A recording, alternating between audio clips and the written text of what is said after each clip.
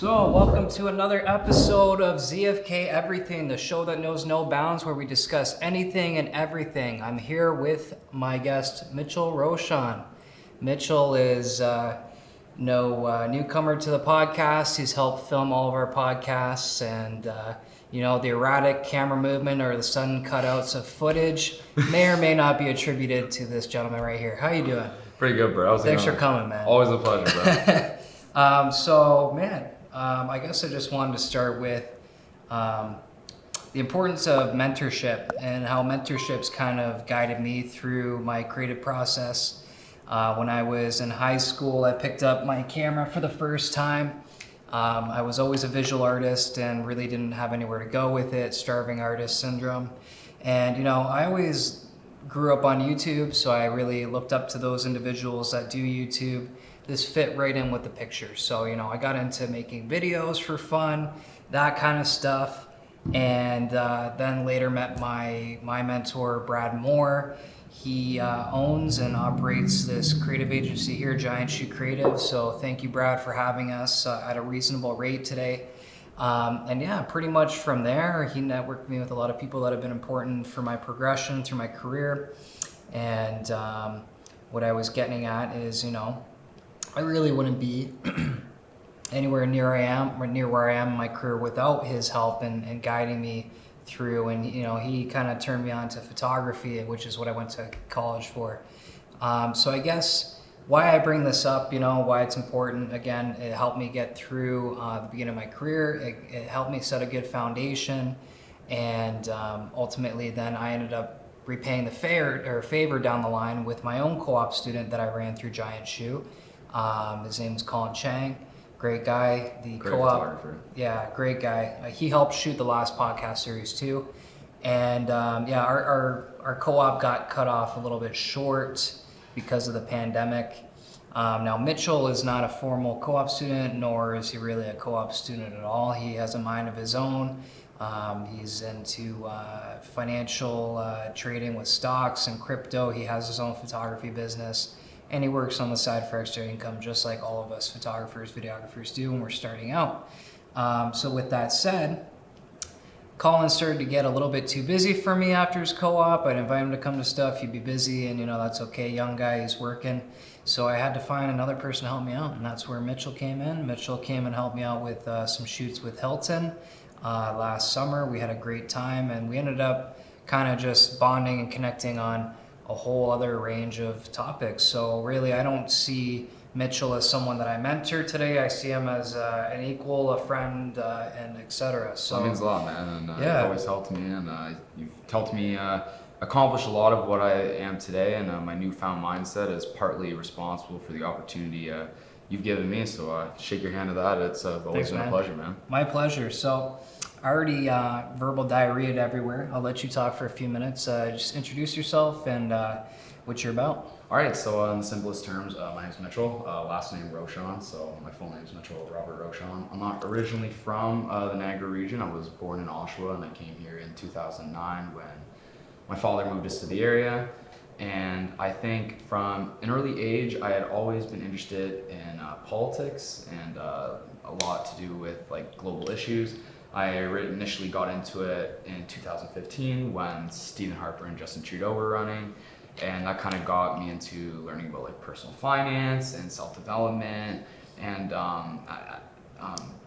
personal habits and that kind of stuff.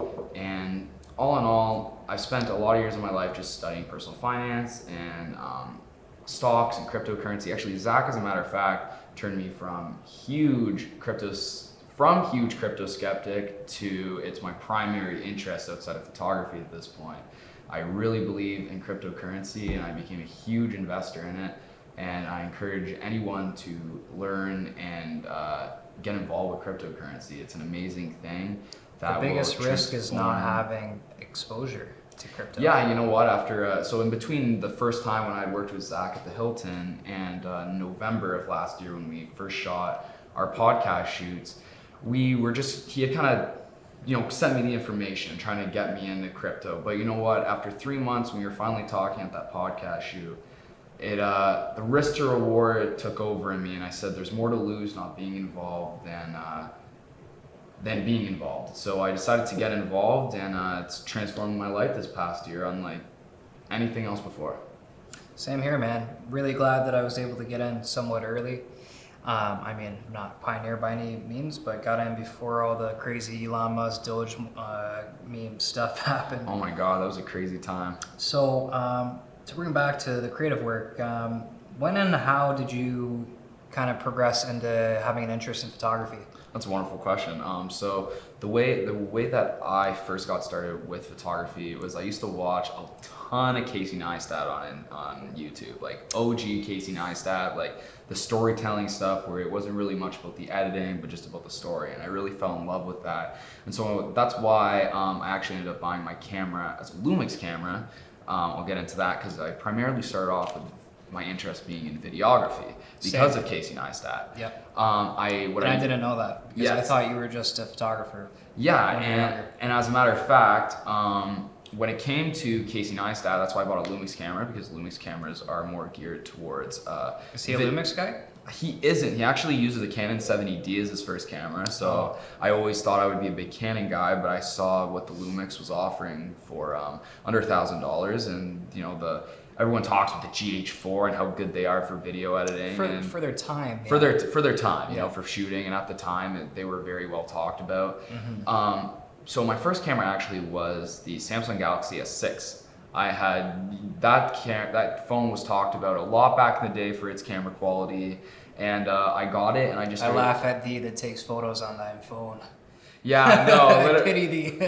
I know. Oh my God. And I take pictures of anything, whether photographer peasant. Well, I would drive my bike. I don't drive my bike. My apologies. Ride my bike from my house to Shoppers or something when I was a big dude. Just want to get my candy and my pop and whatnot. On the way back, I'd say, take a picture of like the cans, or take a picture of the candy somewhere, or maybe try out some new angles, like frame the bottle in between the bike wheel frame and that kind of stuff. And just doing that, I spent just like about 5 years playing around with that. And I said, technology has allowed us all to become a photographer on some degree, but that's also the problem. Everyone thinks they're a photographer now when they're not. I got a camera because I realized, ironically, I got a camera because I realized anyone can be a photographer because of phones. And even with phones, most phones today are sufficient to do as much as cameras do.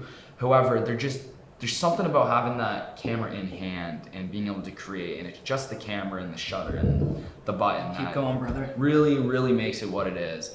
And so I ended up falling in love with photography as opposed to videography, because when I was trying to make videos, I just felt the process be very tedious, and I would get very frustrated over small things that I realized today that shouldn't really get frustrated over. But it was the simplicity and lack of frustration in photography that really got me to fall in love, because instead of spending all this time worrying about nitty-gritty details, cut, slide this, slide that, it was just a lot more of the passive, framing of the idea in the moment, the concept and creation of the idea, and then altering not what's in the image, but how the image looks through processes like Lightroom. Or in the day, I used to use things like Visco Premium or IG, before obviously we start taking things to the next level as we develop in our careers. I love it. Yeah.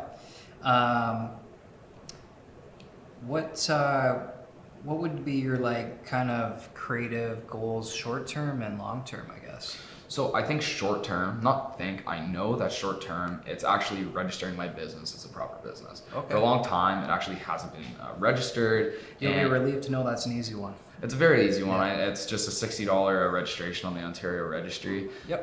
It's pretty much just been a fact that I have spent a lot of years studying finance in school and trying to get my opportunities through school, but unfortunately the difficulties of the current state of the world with COVID-19 and the pandemic have meant that a lot of our post-secondary school options have remained online, and we haven't had any real option to go to campus and build connections at an age of our life where I'm only 19, for example. It's the age of my life where I need to be building those connections, and my school is giving me none. So instead of sitting and waiting for it, I've decided to start to create my own connections and create my own opportunities. And the first step towards that is establishing my photography and videography business as a proper business in the Ontario Registry, as well as expanding my videography skills so that I can actually do efficient and coherent, video editing. So for example, like next time we do a podcast marathon and you say, hey, can you edit these and cut these together? I can do that for you. Because it's just gone to the point, at least for me, where I recognize as much as I love photography, I'm losing opportunity and business only focusing on one, and expanding it will make me a better entrepreneur, content creator, and person as a whole. You have to play both fields. One of my Absolutely. favorite professors in college, Phil Bell, great guy, professional, has his own business. He would describe those that can do photo and video as industry predators. And that's because people are looking for talent. They're looking for a good way to get their marketing across by telling stories visually. And if they can come to the same guy and have them do their still and motion campaigns for their business, that's huge. It simplifies things, right? Massive. It means you don't have to deal with two individuals for the same service. Exactly. So doing both has been very pivotal to my success in the Niagara region. I really think it's hard to do either or and make a successful living, because even doing both, I've struggled to make a successful living. I was just getting there. The money was starting to become right, but then COVID, right? COVID apocalypse, man. That kind of kicked me down the can a little bit, but luckily, that's why you diversify your incomes. You have your crypto, you got your business income, you've got stimulus right now to fall back on, worst case scenario. Even right now, I picked up a part-time serving job, which is what I used to do, and that's how I was able to build all my creative assets and such. Thus, that way I can build my business. Yeah, kind of breaking off that, like I'm used to being, I worked in a restaurant for a long time, but not as a server, but as a host. Yep. And because you're used to not really having a tip income to rely on, but only your singular income on top of that. Mm-hmm. When I became a server, I made the hard decision, I guess, to keep my current lifestyle of relying only on that paycheck, and I save. Spend within your means. And I've managed to not only save parts of my paychecks, but also save, as of right now, 100% of all tips within the 3 months that I've been saving, and which will just end up being business income for our business money to use once, I guess, Rochon Media is actually a fundamental business. Or you could buy the dip in the next year and a half, get yourself some cheap Bitcoins. Cheap Bitcoins, never know, man. Who knows? Yeah, so tell me, what are your top 3 cryptos presently? And if you could only hold one crypto for life, what would it be? Do you mean top 3 cryptos in opinion or top 3 cryptos in holding? Not by portfolio size, just the top 3 cryptos that you see as your favorites, the most potential is held within these, and then if you could only hold one crypto to the grave, a lifetime hold, 60 years, whatever, however long you live, what would you hold? All right, so I would say my top 3 cryptocurrencies, in terms of ones that I've had on my radar for quite a long time, that I do believe have a lot of potential, are number 3, which I would say is Cardano. As much as that's a mainstream, Knew that was coming. As much as that's a mainstream type of answer, there's a great community behind it. The technology is awesome, and it's way more accessible than something like Ethereum, simply just due to the cost. Like even a $3.75 Cardano that it's priced right now at all-time highs is way more accessible than a $4,800 Ethereum. And with a similar technology basis, with both competing to solve similar purposes, I think Cardano is the future-proof way to go in that area of the crypto space. Another one that isn't really talked about, which would be my number 2, is actually Harmony One. I love Harmony One. I think the technology behind it's amazing. It's lightning fast, and it provides low-cost, high-speed transactions for millions of people. And ironically, it was one of my better buys. I ended up buying it before it had its big spike earlier. I think we both got in. I got in right before the current split, and even at the bottom of the dip this past July, I actually never broke a loss on my my Harmony, and I just wish I bought more. It's Wow. a great crypto, and I'm definitely going to be loading up for next cycle. Love it. And obviously, my number one crypto is our good old friend XRP. I'm a huge XRP holder and a huge believer in it. I have to thank Zach for specifically getting me an XRP. I believe if I got into crypto with anyone else, Tis a blessing and a curse. it is. It is, and XRP is widely hated in the crypto community, and many of you are probably raising your eyebrows as to why you can dabble in something like XRP with all the negative media attention behind it. And it's simply because it solves a very strong purpose. It allows the technology behind it, in simplest terms, allows you to send a transaction in 3 to 5 seconds anywhere in the world and have that transaction be insanely low cost and only between you and the other person without any mediator like, say, Interact or a central bank to mediate that for us. So XRP solves a very intrinsic purpose in the world. The example that Zach brought up earlier was, say you're an immigrant who's working here in Canada trying to send back money to their family. If you need to do that through a cross-border transit, say it's $100,000, you're gonna have to spend $10,000 in fees on a 10% fee. That's ludicrous, and it might take 7 days as well. So XRP is accessible to everyone. It's high speed and it solves a real purpose. And unlike most cryptos, it actually has partnerships with companies, hundreds of companies around the world. I think it's over 450 now. And, Banks. Yep. Yeah, all banks. It's considered a bank transactional token. And what XRP is known for is having very low prices, and even out of all the top coins right now, it's still the only coin that has not broken out into all-time highs. And usually the signal of the end of a crypto market is when other cryptos are sold into XRP, and XRP usually has the highest percentage gains in a crypto run. So XRP is very promising, not only as an investment to make money, but also as a transactional tool to benefit people. Because just like I said with Cardano and accessibility, a $15 XRP, even at all-time highs, would be way more accessible than something like a $4,800 Ethereum or even an $80,000 Bitcoin. XRP is the future. And to answer your final question, like you said, it would be the one crypto that I would hold long term. I genuinely would hold XRP long term. XRP is my largest holding by a significant amount. Definitely placing my chips on the table there, and Absolutely. I have reaped the benefit and had the sorrow of losing the money at the same time, right? Harmoniously. And yeah, you know what? I'd have to challenge you on that. I would say if I had to hold one crypto till retirement, it would definitely be Bitcoin, just because of the established blue chipness of it, I guess, and it's got regulatory clarity, and it's not going anywhere, and we know it's going to continue to be more and more scarce. So I definitely like that. I can actually kind of agree with you on that one in the sense. I think I could definitely change my tone on that, because if you're looking at it from the sense of like, it's the most well-known, has the greater user adoption, it's going to keep growing scarce, the value is going to keep increasing. I definitely totally agree.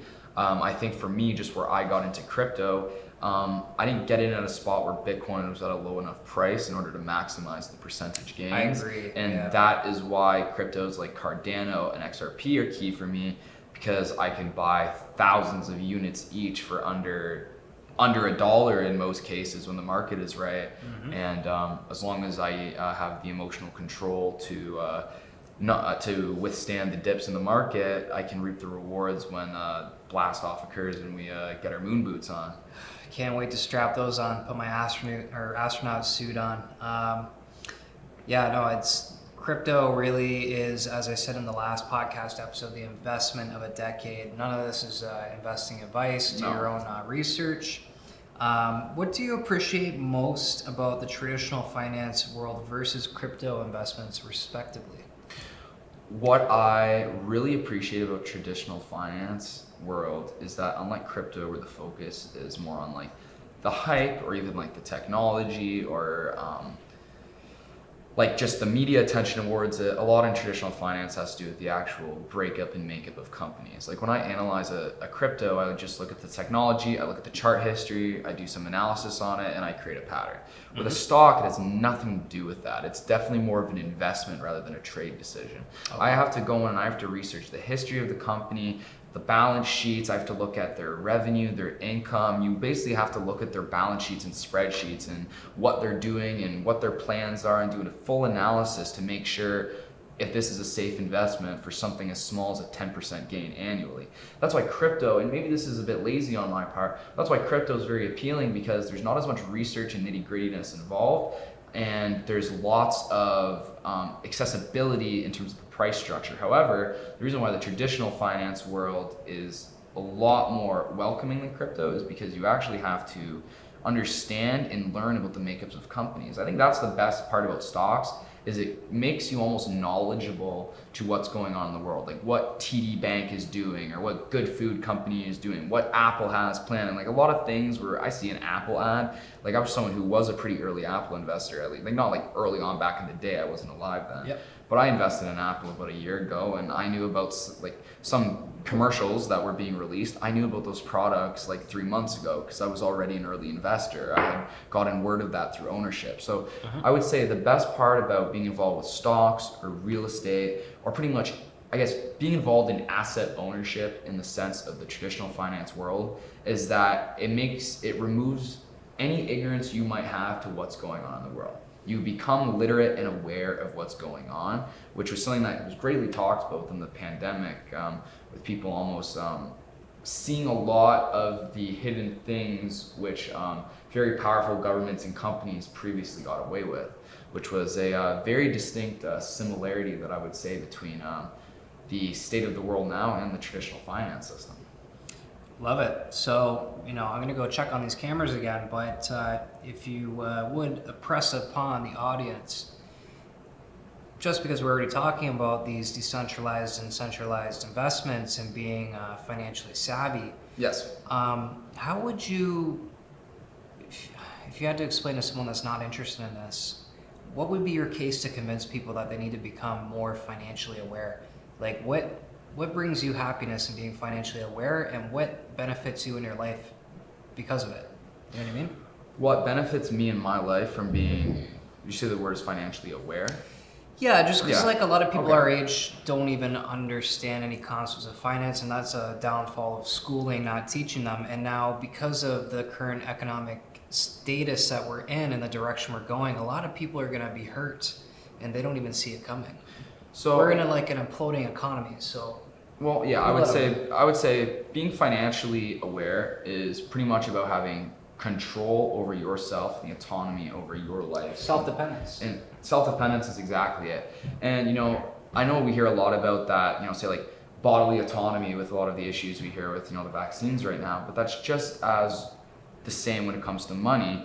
For example, I have some friends who don't really care about personal finance, and that's okay. They're like, it's okay, I just want to work, I just want to be paid, I want to have my benefits, I want to be able to rely on someone and not have to worry about things. That's totally fine. But those are the people who are going to have to worry the most, because they have no self-dependence, because their income is not created by themselves. Their income is created by someone else. And I guess the best reason why anyone should get into financial awareness is if you are not working and building towards your dream, someone is going to hire you to work and build towards theirs. So you might as well work and build towards yours. It's the same kind of thing where like you can rent, but if you're renting, you're ultimately just paying for someone to pay off their mortgage. So you might as well just go get a mortgage and start paying into your own equity and paying off your own debt. The longer you wait to create or build ownership, the longer it's going to take for you to get it, and the longer it's going to take for you to achieve financial freedom. I would not say I had the hardest of upbringings, but what I do recognize is a lot of people had the opportunities I did, met amazing mentors like Zach, for example, and they didn't take the opportunities they had in order to become self-dependent and become self-aware. So I would just say, if you have any potential opportunities, even if it's hard work, go for it and work for it and go after it, because self-dependency is so much better than always having to worry about, say, can someone do this for me? Can someone do that for me? It's about what you can do for yourself, not what others can do for you. Yeah, and you know what? As much as I might not drive, say, the nicest car in the world or have the nicest things, I drive a 2005 Honda Civic LX. Very basic car. I don't have no 2017 decked out Subaru or something like that. But the difference in that is the fact that I have the freedom, so my car does not really show up on my balance sheet. It's not 50% of the monthly expenses, it's 5% on the monthly expenses. And I now, because of my self-dependency and my financial awareness, have the ability to not be rich, but to do the things that I want for the people I love. I don't have to worry about now if I want to, take my parents or my girlfriend out to a nice meal, or say Zach invites me out to a beer, or I want to go to Toronto for a trip, or say I even want to do some donations toward a charity that I'm really passionate about. Those things I couldn't do before because I had no way of looking after myself, because I had no self-dependency or financial awareness. And creating that for myself has allowed myself to have personal autonomy and freedom over my life. So yeah, that's pretty much what I'd have to say. I think that a man that cannot support his own lifestyle and his own expenditures, and like a man without purpose in life, it's just a dark topic for me, So like being able to be in full control of what you want to do and wake up and do every single day because of your financial situation being kept tight, it's really, really honestly worth it in the long term. So just to wrap up that financial tad bit of the conversation, what would be 3 books that you would recommend to people that are interested in getting into finance? Well, I'm really happy you And we're not asked talking this. about the dry, boring office finance. We're talking about the finance that's going to liberate you for yourself and get you in the game a little bit to be self-aware of what's going on. Yeah, and I'm actually so glad you brought this up, because you know which book I'm going to recommend first. It's one I gave you, Rich Dad, Poor Dad. Rich Dad, Poor Dad is a book written by Robert Kiyosaki, and the simplest way to explain it is about Robert when he grew up, and he grew up with having his own father and also having a close relationship with his friend's father. And his own father, like my own, is a government employee that really just believes in going to school, having benefits, relying on the state, and just not having to live a very worrisome life. Whereas Robert's friend's father, which he had a close relationship with, the rich dad in this scenario, was an entrepreneur that really believed in self-sufficiency away from the government and creating a life for yourself. Like I said, building your own dream instead of building someone else's. And that book basically shows you the 2 perspectives of having a needy, want more mindset and a grateful, happy for what you have mindset. And create more. Which is the biggest thing, because you can be happy, but if you can't create, you won't be able to rejuvenate that happiness.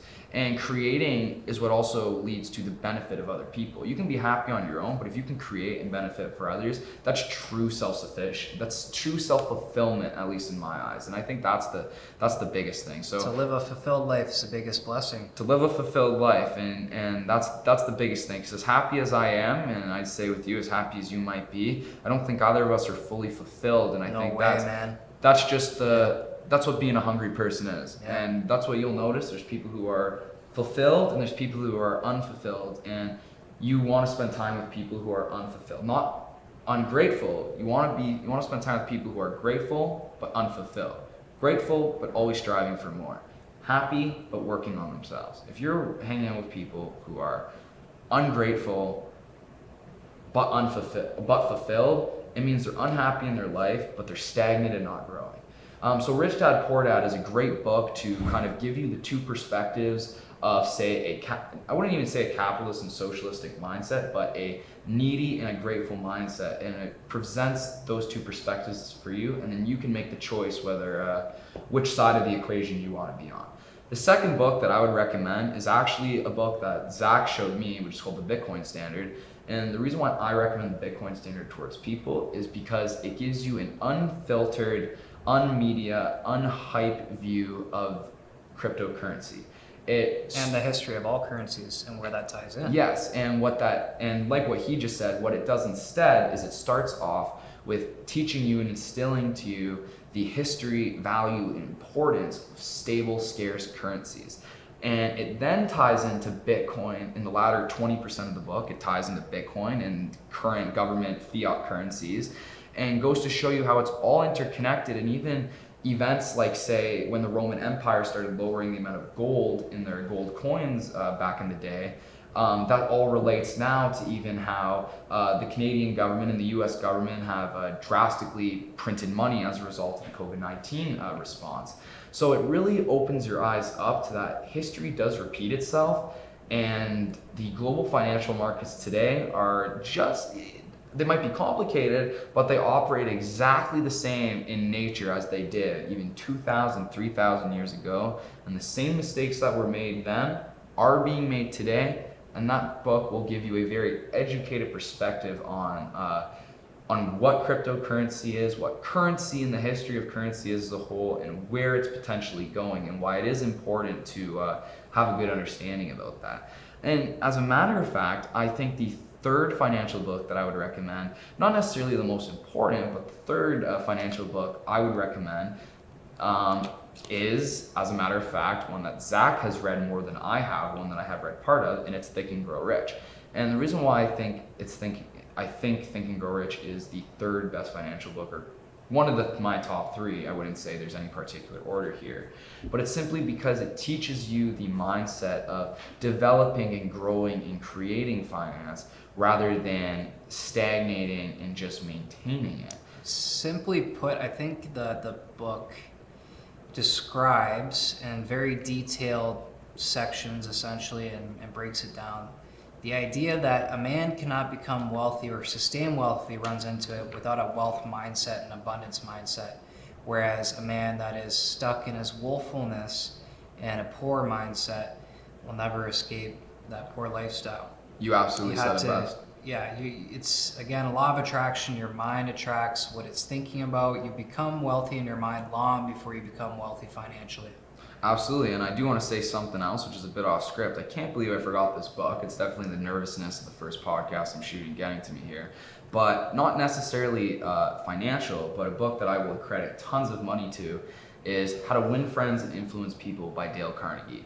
I would say that is the most influential book I have read of all time, and that book pretty much teaches you how to deal with and handle people, how to be a good person, and how to benefit people. And the ultimate message of that book is give good and good will come to you. And if you can avoid being a spiteful person and live your life with gratitude, you will find that opportunity will come to you simply because you were a nice and gracious person towards other people, and people will want to share that to you. Most people in powerful places don't want to share their worth and value with people who are unwilling to learn or view themselves as more important than themselves. If you can show those people the respect that they deserve, they will show you the world more than any hard work that you will ever put in will put in. It's amazing how far you can get simply by talking and just showing respect, and that is what How to Win Friends and Influence People really, really stresses and teaches. I think everyone should read that book. I think that communication gets you everything you want. Yes. In life. Your ability to effectively portray your thoughts, feelings, emotions to another person in a clear and coherent way, especially in business, in relationships, social circles, you name it. Really, he who can communicate himself most effectively is going to be able to efficiently get what they want in life consistently more than others. I 100% agree. Communication is key, and How to Win Friends and Influence People is basically the book that helped transform my communication skills to become from a very insecure, anxious, and awkward person to a very confident and capable person in social settings. Really, reading books like that to change your mindset can really change you from the timid person in a room to the person people look at and respect in a room. You know, it's the difference between being a follower and a leader. And as corny as that sounds, you want to be a leader. There's nothing worse than being a follower and having no self-autonomy. So, all right, there's two things I want to cover before we wrap up. Yeah. The first one being, if you're comfortable with it, For sure. I might show before and after. As you guys can see, Mitchell is a guy that is, I don't know why the word full of himself came to me. I was going to say he is comfortable within his frame. He's good with communicating. He's intelligent. he's ahead of his time. You're 19, right? I am 19, yes. Yeah, you're ahead of your time for your age, which is extremely invaluable. But I guess I was gonna say, tell us about your transformation from your youth to now. What changed? You lost a lot of weight. You Yeah. changed a lot of things. So I would say the most transformative time of my life was probably in 2018 in terms of I wouldn't say it was the most transformative time of my life, but I was always a large kid. I weighed 250 pounds at my heaviest. I was very large. I was always active. However, I used eating as my coping mechanism for a lot of the hardships of life. So my weight ended up ballooning quite a bit. Very common. Very common. And I had an incident that happened, I'd say around grade 6, where a very important member of my family became incredibly hurt, and a lot of the responsibilities in my life had to switch from one member of the family from two members of the family onto solely one, and that created a lot of self-reliance on myself, because I had to learn to be a lot more autonomous at that young age, which was the best thing for me, and it's something that I'll always remember in a good way, because it taught me to be kind. It taught me that nothing is forever, and I can't take everything for granted. And I used that time of my life in order to realize that if I can't look after my family if I was still a larger person and I wasn't looking after myself. And so what I did was I created a little social media page. It's pretty similar, Mitchell_Rochon on Instagram, and it's a little page where I just documented my weight loss. And I said, even if I couldn't do the weight loss for myself, I could do it for all the people watching me and commenting and supporting me. Sure. And so I just started running, eating better, and in about a 4-month span, ended up losing 80 pounds. Very fast rate of weight loss. The one thing that I did in order to kind of set a goal, I didn't just want to lose weight, I wanted to do something. I ended up running a half marathon a year after I lost weight, and I'm currently trying to run a full marathon soon this fall. I was supposed to last year, but obviously the pandemic changed those things. Obviously, even this year, the marathon is virtual. It's not in Toronto. I actually have to make my own little route here in the Niagara region. Oh. And not gonna lie, even COVID-19, the whole pandemic, I got really off my health habits. I wouldn't say it ballooned in weight, but just like me and Zach both kind of developed, typical kind of little dad bod with a little bit of the fat. Hey man, speak for yourself. I definitely have a little bit of the dad bod, and obviously coming out of this recent lockdown has really helped me a lot, because I started running again. I would say I'm the most athletic I've been in my life. I have the most muscle mass and the leanest I've ever been in my life. I may not look it, but you know what? Before, where I needed that acceptance of everyone else to think that I think obviously because of social media and portrayals, I thought I needed 6-pack abs, everyone following me, social media influencer to really be accepted. I pretty much still got a dad bod underneath here, lots of loose skin, but I'm more happy and confident in myself than ever. I have more personal acceptance in myself than ever, and I don't need other people's validation in that aspect. I think that's what Zach was referring to in terms of, it's not being full of myself, it's that I don't believe I'm better than other people, but I know my worth and I know what I bring to the table. I never meant it like that. Yes, of course. Paraphrasing. Of course, but that's what I meant. That's where he probably had that full of himself kind of thing, because that's just kind of what it does come off of. It's not about being full of yourself. It's about assessing self-value and not looking at the negatives in your life too much. It's about always focusing on the positive and being able to focus on those so your mindset remains positive. And so I would say, in terms of what led me to where I am today, it's simply put, I had a lot of good family.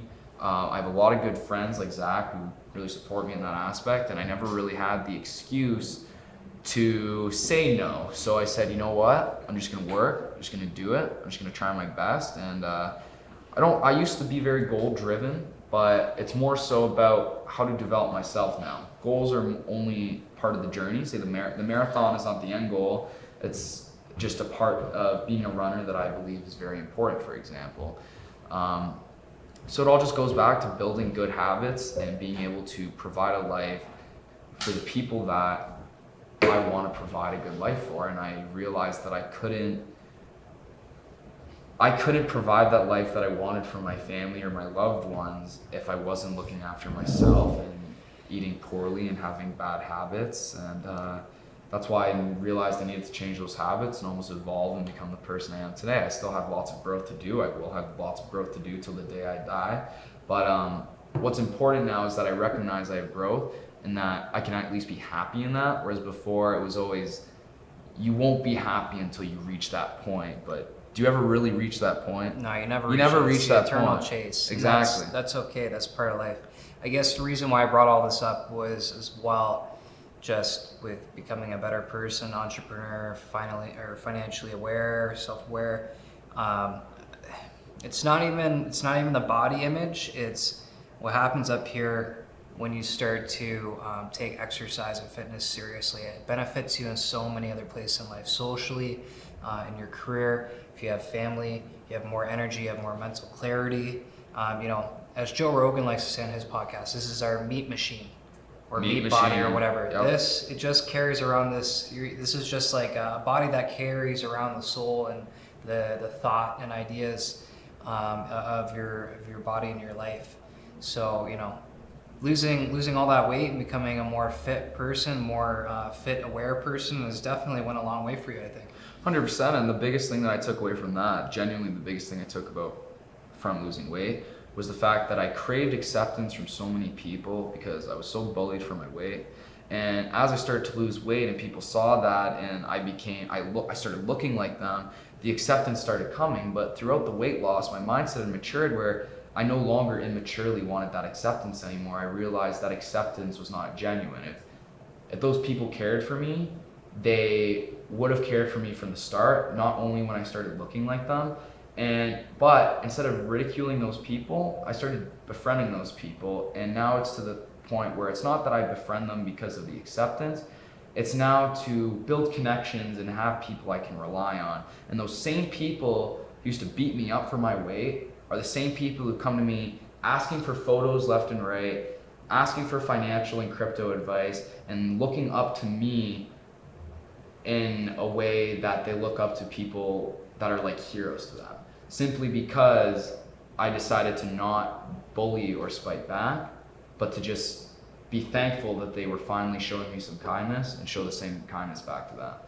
Learning how to bite your tongue at times and just show respect even when they're not being respectful to you is how you can grow to be probably I'd say the bigger man in the room. It's not, I don't like to really use that term because I feel there's a lot of, I guess, people who have very fragile masculinity in the world, and they get really caught up or man and woman type ordeals. However, to be the bigger person in the world, it's or in that room, mostly just about how to show respect. What does that come back to as well? It's being the most effective communicator. Yes. Right?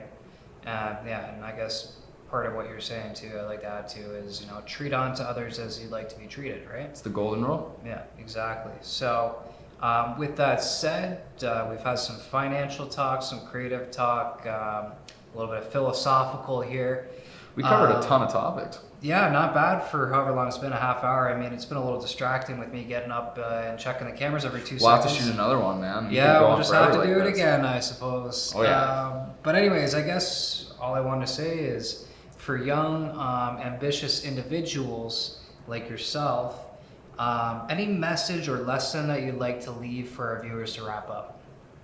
Yeah, I think it's pretty much just what I said earlier. It's either you're building someone else's dream or you're building your own, and the simplest way of putting that is you're either working tooth and nail for something you believe in every day, or someone's going to hire you in order to help them do it for them. And to add to that as well, I think everyone should have their own business. I think everyone should try and strive to be self-sufficient in their own thing. But if you do want to go the employee route or contractor route or whatever, whoever you're going to work for, if you are going to help build someone else's empire, be damn sure that you're picking a good empire to help build a good cause, Yes, because if you willingly choose to be a part of something that turns out to be not what it was, and you have nothing else to fall back on, unfortunately, that is just simply your loss. It's not to be rude or insincere, that is just how the world works. So be very careful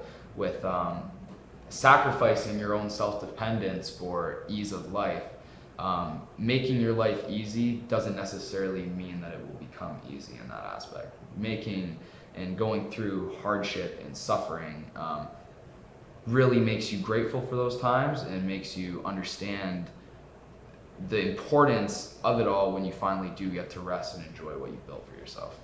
For sure, man. You got to keep that hustle. You're going to go through the ups and downs. As an entrepreneur, I go through the ups and downs on the micro and the macro.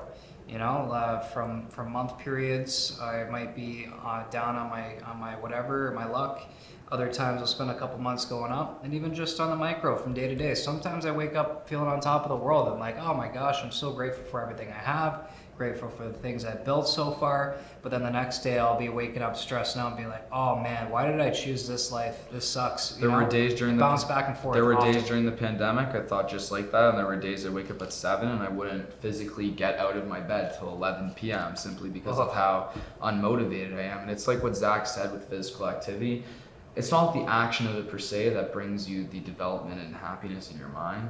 It's what it does for your life, creating that confidence for yourself. I might run marathons. I don't enjoy waking up at 6 or 7 a.m. every day, going for a 7-kilometer run, but it's the consistency. The discomfort is good for you. The discomfort is good for you because it's looking back on that and saying you've done that and you're going to continue to do that, that instills that sense of pride, accomplishment, confidence, and hardworkingness and ethic in yourself.